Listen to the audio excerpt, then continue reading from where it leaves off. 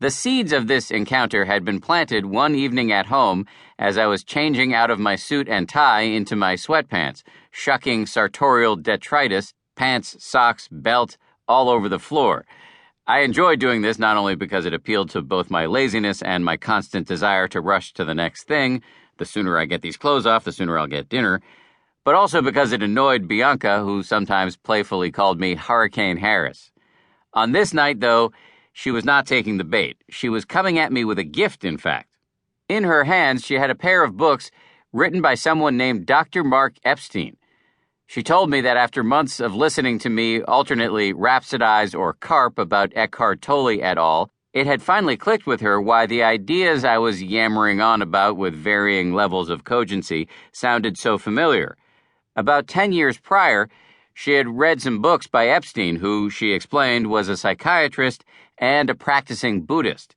His writing had been useful for her during a difficult time in her 20s, a quarter-life crisis when she was struggling with family issues, as well as the decision about whether to embark on the interminable training necessary to become a doctor. I flipped over one of the paperbacks to get a look at this Epstein character, and there on the back cover was a kind-faced, middle-aged guy wearing a V-neck sweater and wire-rimmed glasses, sitting on the floor against the type of white backdrop you often see in photography studios.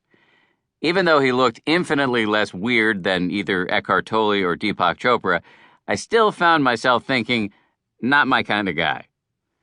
That mild, momentary spasm of aversion was assuaged by the little bio next to Epstein's picture, which said he was a trained psychiatrist with a private practice in Manhattan. Thus began another night of delayed sleep and revelatory reading, with Bianca quietly dozing by my side. It was like my first evening with Tolle, only less embarrassing.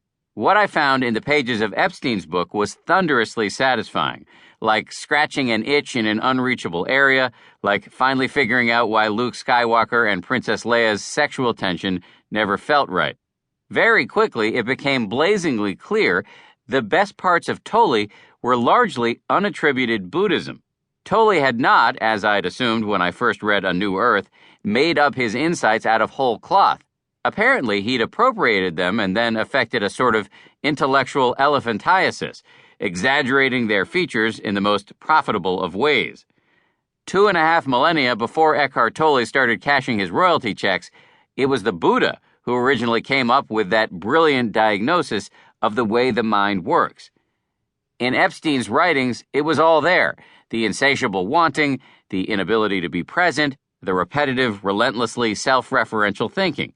Here was everything that fascinated me about Tolle without the pseudoscience and grandiloquence. To boot, the good doctor could actually write. Compared to Tolle, in fact, this guy was Tolstoy.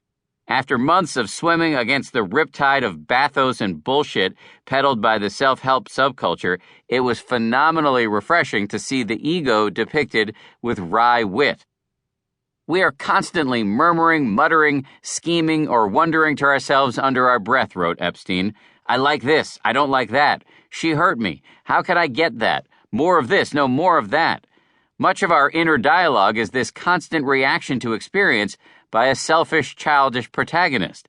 None of us has moved very far from the 7-year-old who vigilantly watches to see who got more. There were also delightful passages about the human tendency to lurch headlong from one pleasurable experience to the next without ever achieving satisfaction.